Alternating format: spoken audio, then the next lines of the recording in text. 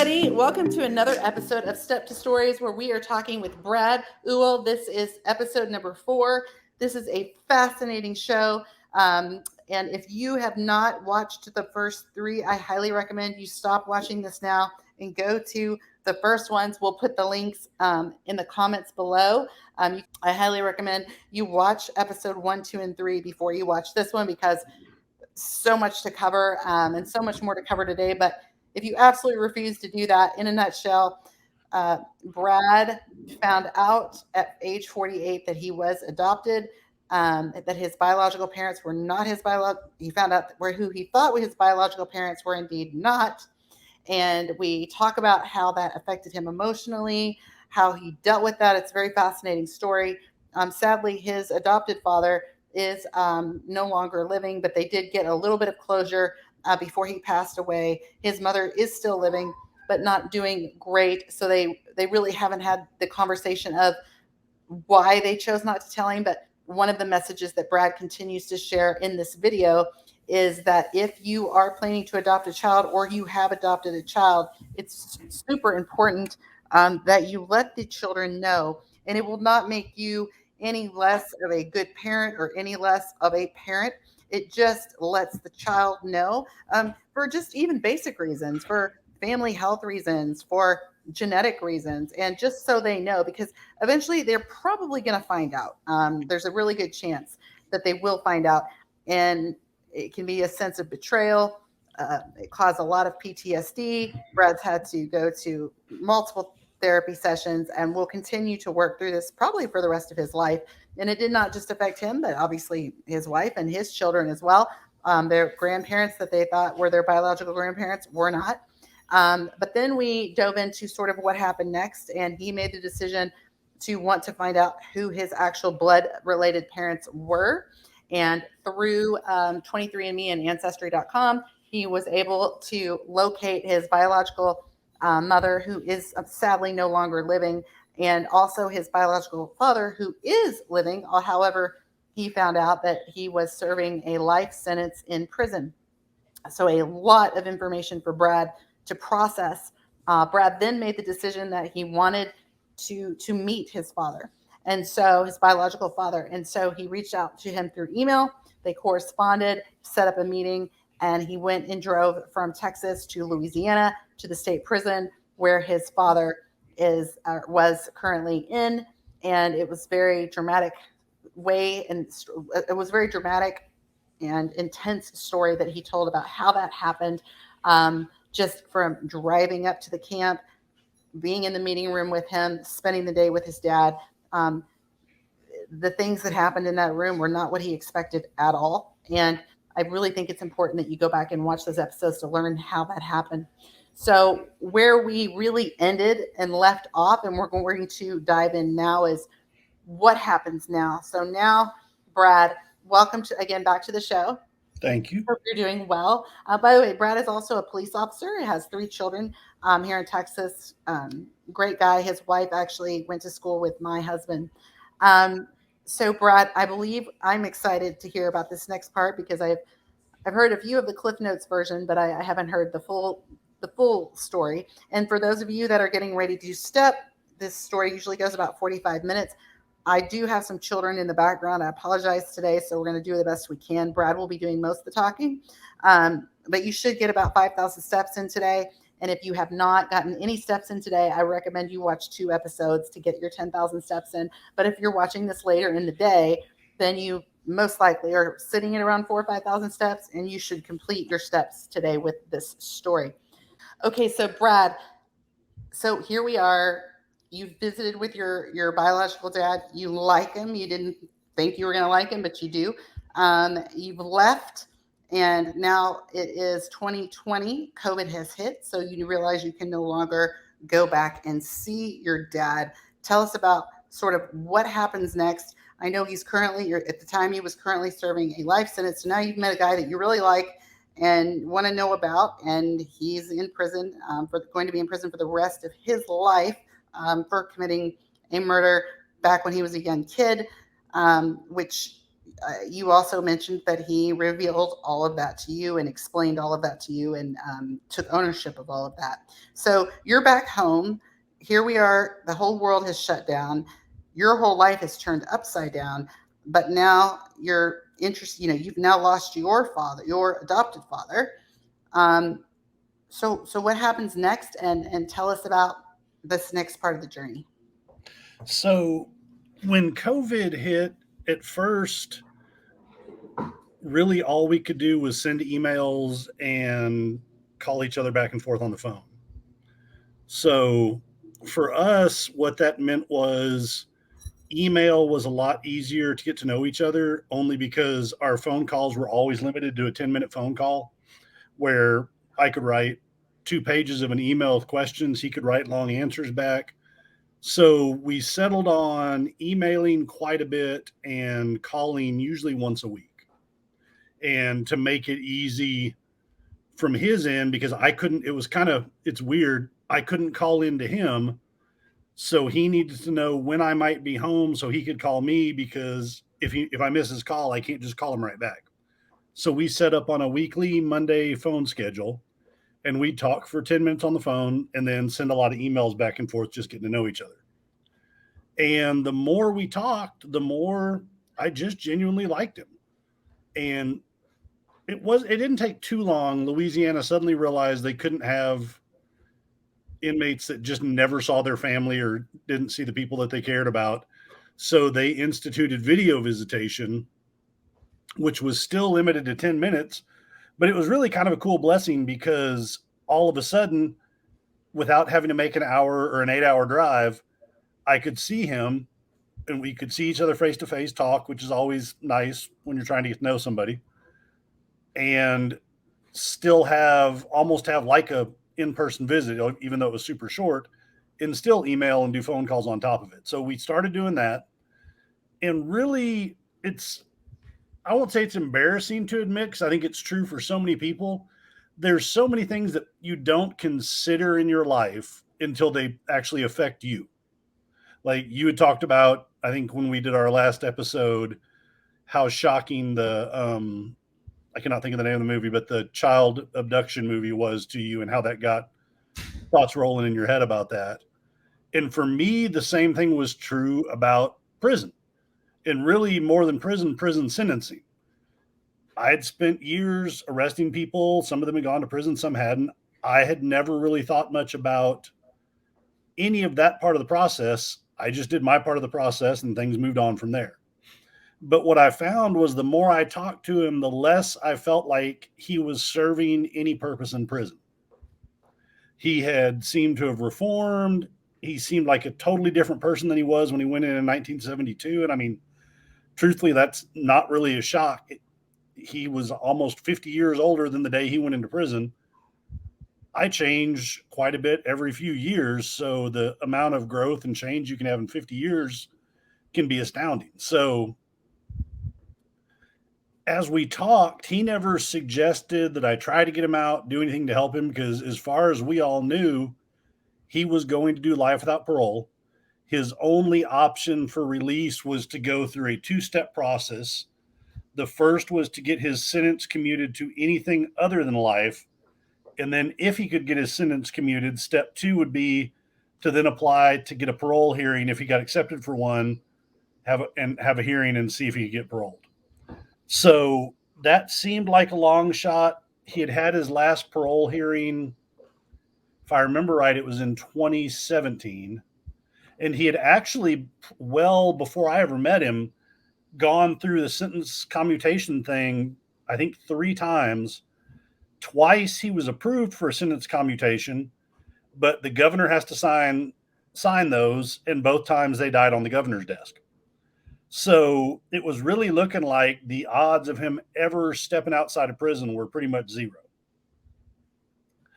As COVID and all that was going on, we were talking one day and he said, "Hey, I think I may have a chance of being released." And I said, "Really, what's that?" And he said, "Well, they're looking at doing a law that allows," like we talked about last episode, he's what they called a 10-6 lifer, which meant when he initially went to prison, he had to do 10 years and 6 months, and then he was eligible for parole. And over several years, that changed to he was changed to a status of life without parole.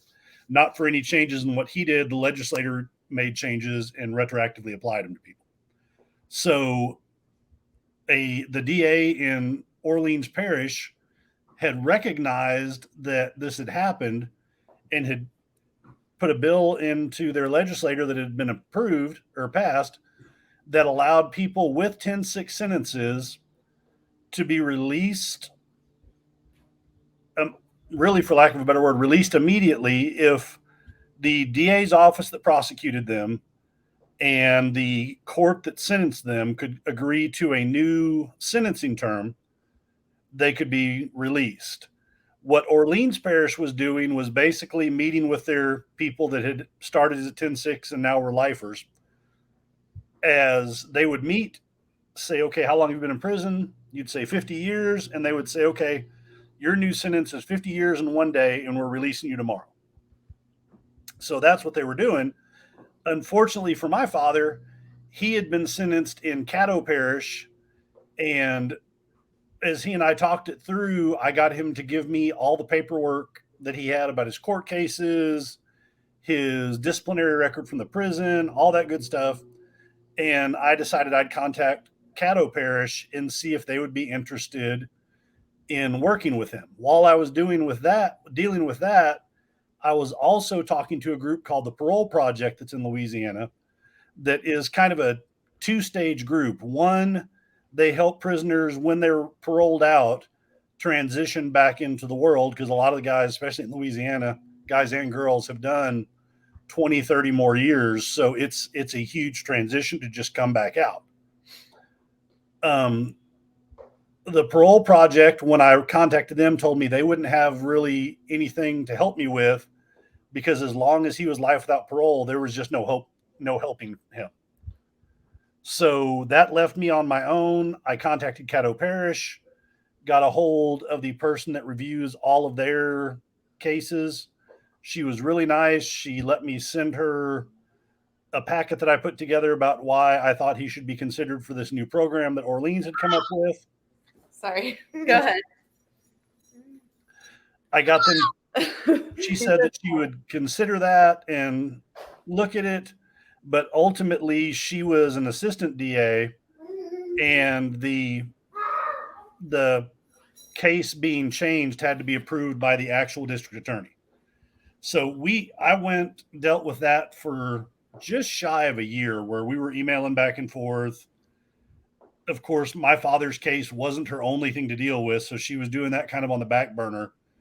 And right around probably late November, early December, I would hit her up every few months and just say, have you looked at this? Any status change? And she'd say, I've read it. No change yet, though. And finally, late November, early December, when I contacted her, she said, I don't know what to tell you, but we're not going to do this as the DA's office.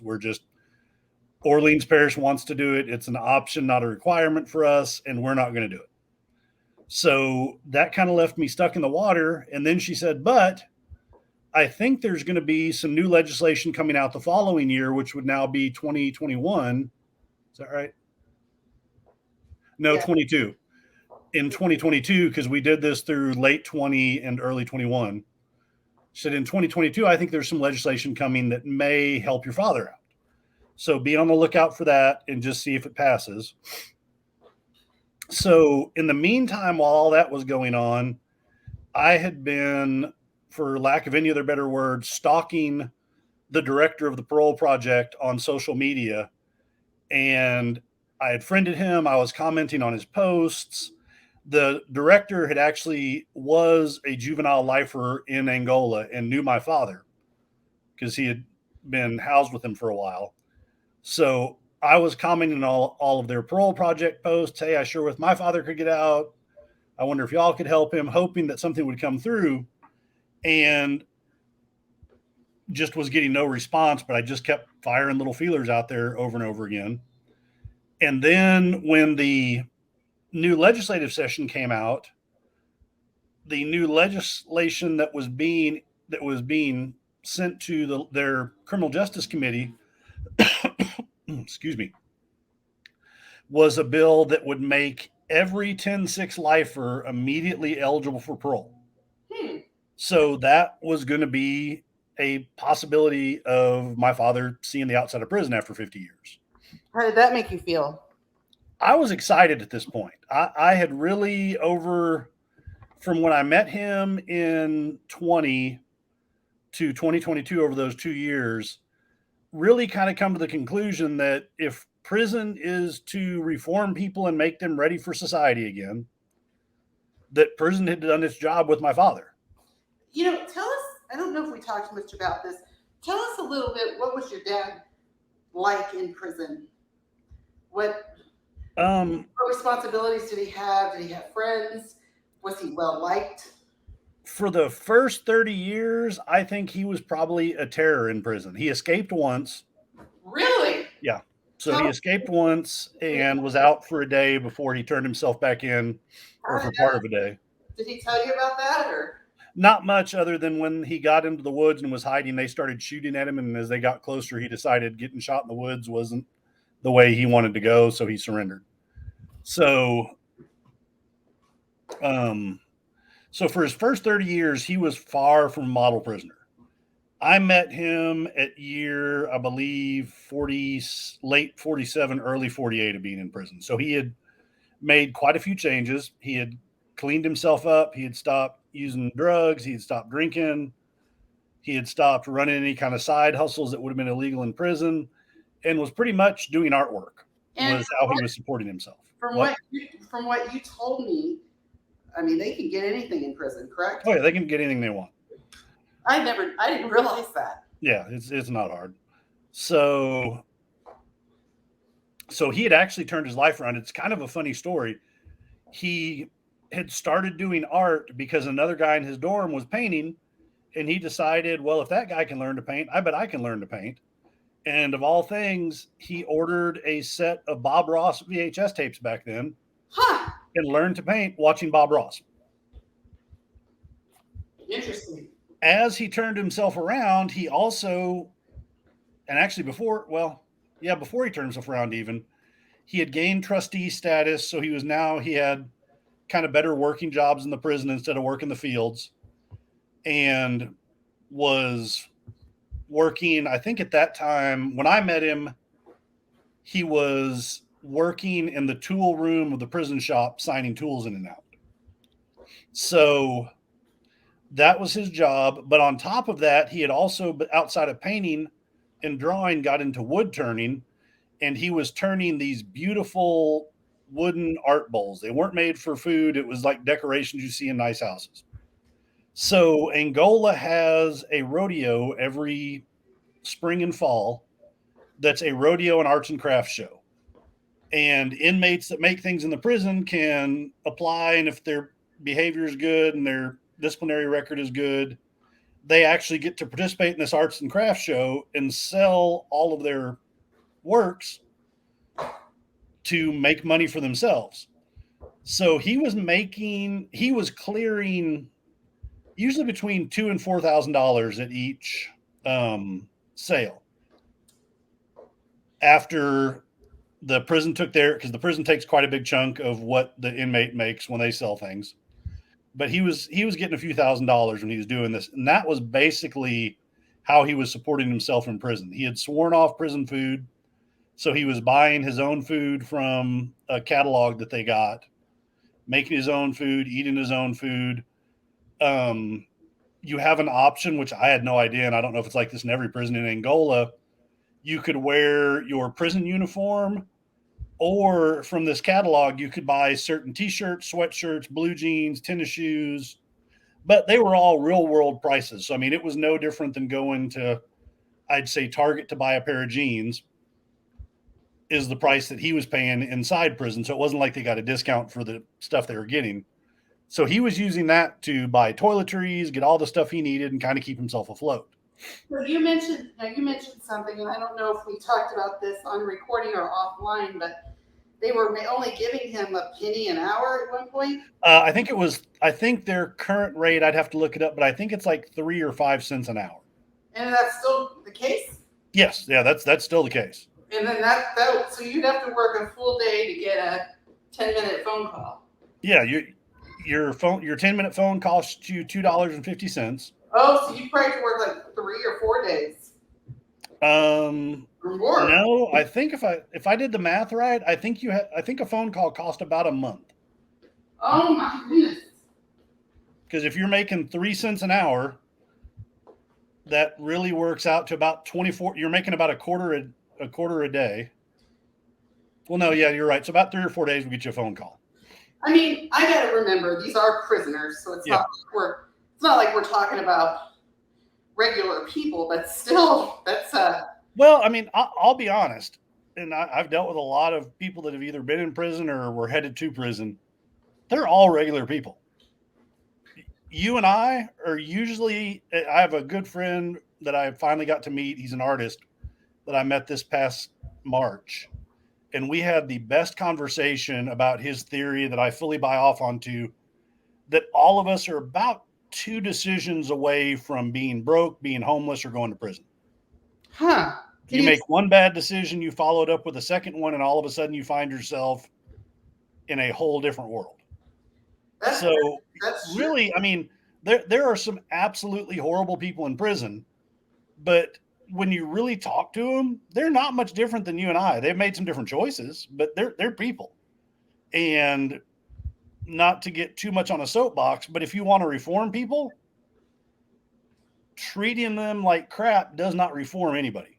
No. So if they're going to make 24 cents a day and it costs a quarter to send an email to their loved one, that means the best they can do is just over a day's work gets them enough money to send an email. And if you look at prison statistics in general, it's not the well-off population that's spending their lives in prison, it's the poor ones. Because the well-off ones get good attorneys and a lot of times get off. The poor ones don't have people on the outside that are sending them a bunch of money either. So a lot of times their prison wages are their wages. So like for the COVID time, when I was talking to him, the prison was quite tense because the rodeos had shut down, visitation had shut down. Most people that, even really people that were well off. Well, most well-off people still got to work from home. Did you say what did you say was the rodeo? What did you say was shut down? The prison rodeo was shut down, which was the arts and crafts show that they could sell stuff at. Rodeo in prison? Yes. Oh, so they have some form of entertainment? No, it's an entertainment for the outside. The prisoners are the rodeo participants. Oh. It's a moneymaker for the prison, not the other way around. You said something yesterday offline that prison is a money-making machine. Oh, it absolutely is. Interesting. I mean, if you just do the simple math, they're getting paid to house prisoners. You're paying to send an email or make a phone call with that prisoner. It is a money-making enterprise. Nobody running a prison is getting poor. That's why people wouldn't open privately run prisons if it wasn't a money-making machine.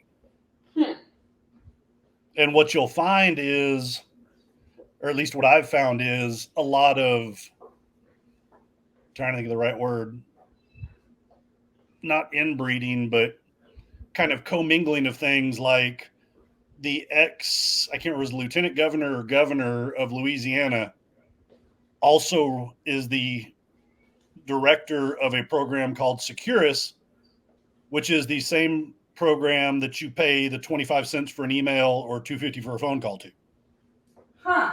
So it makes people a lot of money. You don't see poor people running prisons. You see poor people working in prisons, but not running them. So when everything shut down, and especially for people that, had day-to-day jobs working in stores or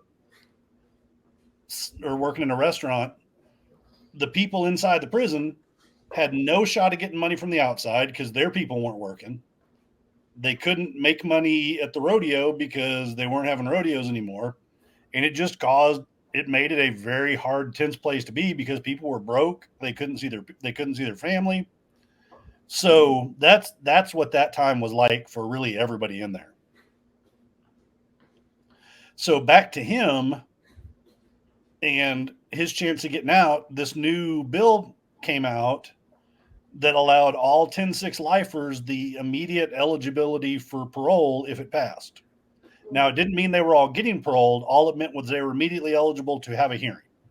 So they still had to go before the parole board, see if the parole board agreed to grant them a parole, and then they could be released. So, and at that point, there were, I think when I first met my father, there were about 40 or 50. I think there were 50 guys that were serving what were called 10-6 life sentences. By the time that this bill came through, or they started working on this bill, that number had shrunk down to about 40, because you have to remember all of the men and women serving a 10-6 life sentence were sentenced 72 or prior. So nobody was young in this group. So what they were having was quite a few of them just die off in prison. And that wasn't what I wanted to see happen to my father. So in the background, we've talked quite a bit about my father. We've talked a little bit about my sister. But while all of this was going on, my sister had gotten engaged to a guy. My half sister from my bio mom side had gotten engaged to a guy, and they were wanting to get married in Las Vegas. We were able to help them get out to Las Vegas for their wedding. And they asked us if we'd come be the witnesses for their wedding. Pam and I said, absolutely. So we were in Las Vegas for my sister's wedding when I got a message from the director of the parole project, who I'd been, like I said, pinging on Facebook and anywhere else I could find, saying, hey, I'm sorry I haven't answered these, but looking at this legislation, it looks like there's a chance that your father may be eligible for parole. And if so, we would be interested in helping him. So let's figure out a time to talk. I said, great. And fast forward just a few days, it was the morning of my sister's wedding. I'm sitting in a hotel room in Las Vegas with my wife. My phone dings, and it's the parole project director. And he said, hey, any chance you could be in Louisiana on Monday? It's Wednesday at this point, I think. On Monday to testify in the Criminal Justice Committee of the Louisiana Senate about why people like your father should be paroled and why they should pass this bill. Wow. So I told him, I said, I'm trying to really get my sister married right now. And my short answer is, I absolutely want to do this, but let me get through today and talk to you tomorrow, because I've got a lot. This is already a super emotional day because, like I told you, my sister had already had her terminal cancer diagnosis. So the wedding and all of that was a big deal. I mean, it's a big deal anyway, but it was kind of a bigger deal for her because we just didn't know how much longer she had left. So we got through my sister's wedding, enjoyed a great night, had a lot of fun. The next morning, I messaged the parole project director and said, you know, I'm coming in. I think we were flying back home Saturday afternoon. I'll jump in the car Sunday. I'll be in Louisiana Sunday night, and I can meet you Monday morning. So Monday morning, I found myself at the Louisiana legislature testifying about how I believe that my biological father was a good example of the people that were a good example of some of the people that were in prison as 10-6 lifers. That as far as I was concerned, the Louisiana prison had done its job and made him somebody that should be back out in society. And now all they had to do was hold up their end of that. And I didn't want to dive off too far into, you know, telling them that I wasn't sure that they were doing things constitutionally. But I did say, you know, to me, it was a lot like doing what I described to everybody. It's like buying a car, but you don't ever get told how much your final car price is. So every few years, the car company can just message you and say, hey, you bought the car for $20,000. We've decided now it's $30,000. I said, you know, nowhere else in the world would this kind of contractual agreement work. But in prison, somehow y'all have pulled it off. So after I testified on the bill and the parole project director, their attorney, and the senator and the House rep that had sponsored the bill talked, they eventually accepted a modified version of the bill, which was any 10-6 lifer that pled guilty to their offense was eligible for parole. And that still fortunately included my father. It cut the number from about 40 to about 20. So it cut the number in half of people that were going to be eligible for a parole hearing if this passed. The next hurdle for it was it had to go from the House Criminal Justice Committee to the Senate Criminal Justice Committee. I found myself back in Louisiana testifying again before the next committee, discussing this. While all this was going on, prison visitation restarted. I'd been able to see my bio dad a couple more times, and we just kept building a better relationship. I got to know somebody that he had known on the outside prior to him being in prison that had remained a friend of his the whole time he was in prison, that was willing to help him if he got out, give him a place to stay. Because one of the hardships we had for us, and really my house is full already, it wasn't an option for him to move in with us, but you had to have a parole sponsor, and they preferred your parole sponsor to be a biological relative. Well, nowhere on paper am I his biological relative. So the person that ended up helping him wasn't his relative either, but had long-standing ties in Alcoholics Anonymous and counseling and things like that. So she stood as a good person for him to possibly be paroled to. So that was going on. I met him. I think we had 2 more visits. Yeah, I think we had 2 more visits while all this was going on, where I got to see him. Eventually, I end up in the House doing another testimony about why they should pass this bill. The House committee passed the bill as well. And then it was just a matter of waiting for it to make it to the actual full chamber floor of the House and the Senate and get voted on. I sat at work one day watching Louisiana Senate, I think it was the House that voted last, vote on the bill that would make him eligible for parole, and watched it pass. So then I immediately emailed him and said, listen, I just watched it. It passed. You're going to be eligible for parole.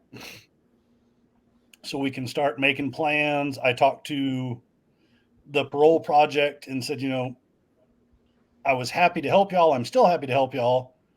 But since I was willing to help y'all get this bill passed that helps 20 of these people, the one thing I'd ask in return is that you put my father at the top of the list of people to work on getting out. And they agreed to do that.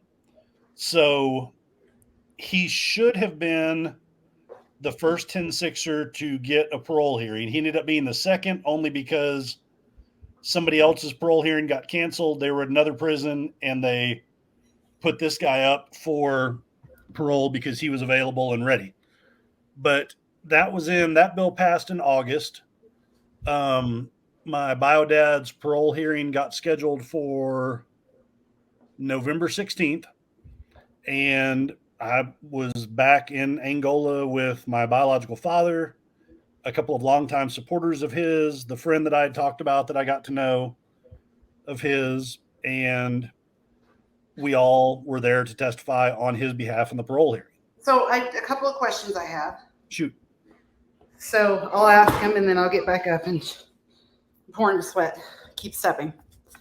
So a couple of questions that came to my mind. One, I was thinking about that movie Shawshank again, Redemption, where they talk about how prisoners get institutionalized, and it's difficult for someone that's been in prison for 50 years to walk out, and some of them can't handle it. Right. And how did that affect your father?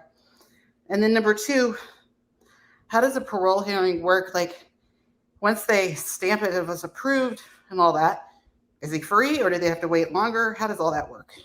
So we got to the parole hearing, and I didn't know then either. So we went to the parole hearing. All of us there on my father's behalf testified. You also had the opportunity, because of Zoom, or because of COVID and all the Zoom stuff they had started, to attend the parole hearing virtually by Zoom. The family of the man that my father killed showed up to the parole hearing by Zoom and testified against his release. That was brutal for me to watch, not because I disagreed with them, because I think if I was in their shoes, I would have done the exact same thing. But just to see the flip side of what my father's choice had done to a whole family, because it devastated this entire family. Did the family of who he killed? Were they there? Yes, they were. They attended the hearing by Zoom and testified against his release. Oh boy. So, and the way a parole hearing, or at least the way this one was in Louisiana, was there were 3 parole board members. They were all by Zoom too. Everybody, the only people live in the room that I was in was my father, all the people supporting him, a couple of prison guards, and everything else was on a TV. I have a question. I mean, how do they even find out about this? Is it public, or do the attorneys say? How would they even know? Like, why? The DA's office contacts everybody involved. Okay. Which, I mean, it is what they should do, because yeah, that's the victim's family. They should absolutely have a right to say what they think. And like I said, I don't blame. I would have probably been doing the same thing if it was my father that had been killed. Right. So it was a gut punch, I think, for all of us, especially for my father, to hear, the butterfly effect of his decision. Right. Can you expand on that a little bit, or would you rather not? Well, I mean, one of the guys, when the man that he killed had several kids, most of them were pretty young. So, like, the oldest of the young kids basically became the man of the house, had to get a job outside of going to school. That guy's now been to jail several times. It tore up an entire family. So it was brutal for them. You don't have to answer this, but was the guy he killed kind of a bad guy too, or just a regular guy? I don't want to answer that because I know more of the story than his family does. And if I ever talked about that, I would feel awful. No worries. So we get through testifying, the family gets through testifying. And what I should say about the parole hearing was they should have cast it as a movie, because the parole board, like I said, was 3 people.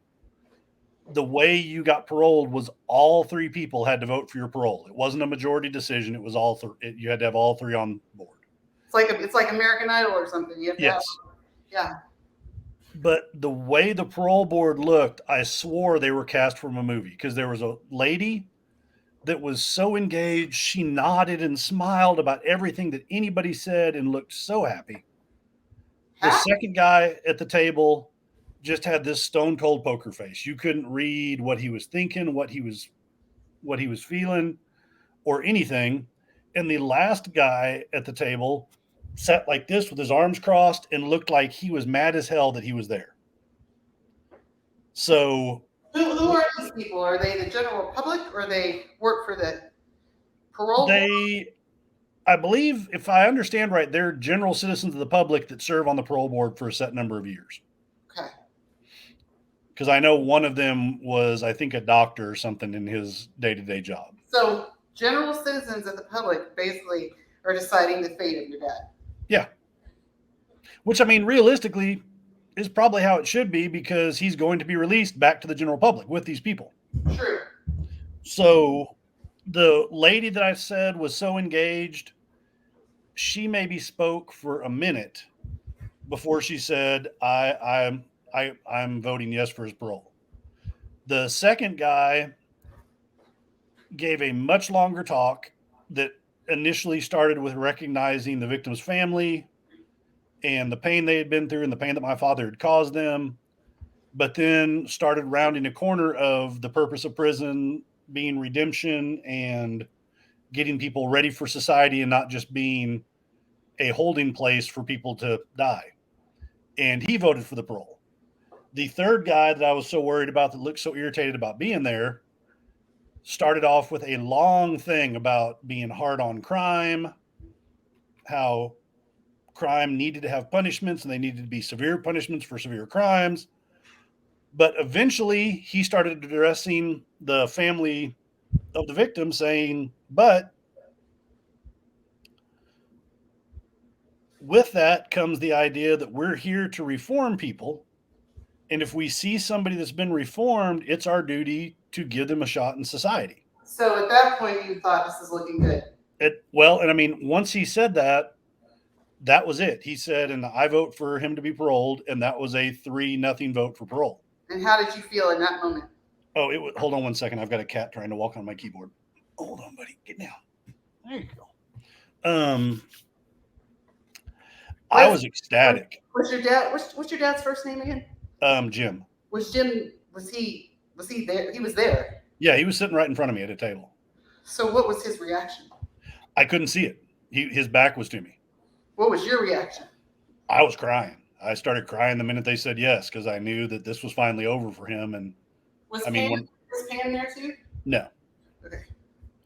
I knew this was finally over for him, and I couldn't believe. I mean, he had lived for such a long time with really no hope of release. I couldn't believe that he actually had this shot. So, you're in a prison. You're minding your P's and Q's. You're sitting there like this. Everybody's crying and excited because the only people in that room were supporters of my father. And all of a sudden the screen goes blank and the guard says, okay, the hearing's over. Y'all can get up and hug. I mean, I grabbed my father and just squeezed him. We were both crying. Neither one of us could believe that this was, actually happening after 50 years. Wow. So then what? So after that was probably, I will say one of the coolest experiences of my life, because the way the parole hearings worked was they're held in one of the camps. Everybody coming to parole hearing is put into the big cafeteria with all their supporters and family. And one by one, they go in and do their parole hearing. Well, before my father, I think there were two other people. The first guy got denied parole. The second guy got parole. And I found myself hugging dudes I didn't even know that were just excited that they were getting a second chance at life. And I looked at the parole docket later. I don't think there was a guy there, because it was all men there. I don't think there was a guy there that was up for parole that had done less than 30 years at that point. So, I mean, this was life-changing for every one of them, because they had all spent multiple decades in prison. Did you feel bad for the dude that didn't get it? Yes and no. Talking to my father later, it sounds like he's pretty much a problem all the time in prison, and he probably shouldn't get paroled, but he was up for hearing, so they had to give him one. So, I mean, it's, I think we talked about last episode about my father. So now, if you want out, you've got to make a choice about your behavior to make that an option for you. So you never answered that other question I had. I know everybody's excited and everything, but again, he's been in there for 50 years. Was he really mentally able to come out? Oh, yeah. So like I said, the Parole Project does both prison advocacy and a transition program for people coming out of prison. So what he was given was he was paroled to a transitional program through the Parole Project to help him reacclimate to the world as we know it now. What if somebody is in there that has no family, no friends, nothing? They just walk out? I mean, most of the time the Parole Project takes them in, finds them an apartment that's low rent, and they end up working for the Parole Project. The Parole Project is staffed by the vast majority, if not all. I don't think all of them, because I met a couple that weren't. I can say I know there's not all, but the vast majority of people in the Parole Project are ex-prisoners. So this is a random question. You might know this as a policeman, but is the general public able to know which apartments house these people, or no? I know I can find out, but no, I don't think so. Huh. They do that for sex offenders, but I don't think they do that for general parolees. Speaking of sex offenders, yeah, I just looked up today. You can look right on the internet and see there could be one next door. Thankfully, there wasn't, but you can find them wherever they are. Yeah. So what happened? So to answer your other question is, what happens after somebody tells you you're paroled? He was getting out the next day. Wow. So his parole hearing was on a Thursday, and he was going to walk out the gates that Friday. So let me do the math. Hold on a second. 50 years? Yes. Roughly. I mean, if you want to get exact, it was I've got to do it right because he's told me so many times. 50 years, 6 months, 3 weeks, and 4 days.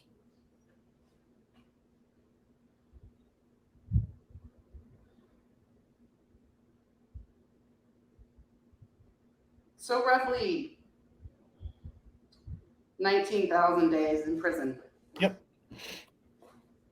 So when you talk about the transition program, I'm 53. A lot of people, if they're younger watching this, are going to have no idea what I'm talking about. But when I first started working, I had a price sticker gun. You had a what? A price sticker gun that you put price stickers on things that were for sale. There were no UPC codes. There were no computers. Now, some of that stuff, like computers he had used in prison, they had upgraded to letting them have tablets in prison that were very dumbed down Galaxy tablets, I believe, that they could get their emails on, save pictures on, and things like that, watch movies and listen to music on. So he had dealt with some touchscreen devices like a Galaxy tablet, but walking into a place, 99% of the stuff we were going to do, he had never experienced before. When he went to prison, and I don't think he saw this movie, but if you remember the movie Bedknobs and Broomsticks, and if you don't, go to YouTube and watch the trailer for Bedknobs and Broomsticks. Okay. That movie won for special effects in 1972 when he went to prison. Wow. You can almost see the strings holding people up flying in Bedknobs and Broomsticks. So he had seen some movies that were edited down in content and stuff for television, but even those were on a tiny screen. You don't get a big screen TV in prison. So he hadn't experienced movie theaters like we have them. He had never seen a self-checkout line. He had used, I won't say he's never used a cell phone because, like I said, they smuggle those in. I never asked him if he did or not, but I would assume he'd probably gotten his hands on one at some point. But so much of our day-to-day life is stuff he's never done. They don't get, it's illegal to have social media in prison. So there's just so much that he had to learn. And that's what the transition program that the Parole Project does, is basically give them a 6-week crash course in welcome to life in 2023. Wow. So what was really cool was the Parole Project classes start on a Monday. He was released on a Friday. I think it helped that I was a police officer. I'm sure it did. But Andrew, the director of the Parole Project, when the hearing was over, said, "Hey, do you want your dad for the weekend?" And I said, "Absolutely." So instead of him going straight to the transition house, he came back to a hotel with me and got to spend his first Friday, Saturday, and Sunday, part of Sunday of freedom, hanging out with me. All right, let's end there. Okay. Because that's a great ending point. So much more to talk about. I know this is insane. Oh my gosh. Okay. Those of you watching, what an incredible story. I'd love to hear your comments on this. What are your thoughts, your feelings? Have you had a loved one in prison? How do you feel about the decision that was made? I know we're going to learn a lot more about Jim in the next episode and what happened after prison. So I'm excited to kind of dive into that.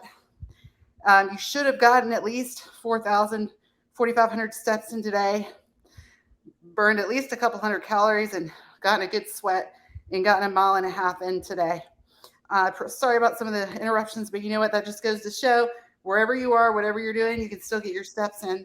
Brad, thank you for sharing your heart with us and sharing this journey. I think it's going to impact, I know it's going to impact so many people. It's impacted me. My only worry is that people are going to get so engrossed, they're just going to sit down and they're not going to step, but you have to step. You're not allowed to watch or listen to this unless you're stepping. I'm watching you. So thanks, everybody. Tune in to episode 5. When we post that, we will alert all of you to Brad's story and what happens next with Jim. Thanks, everybody.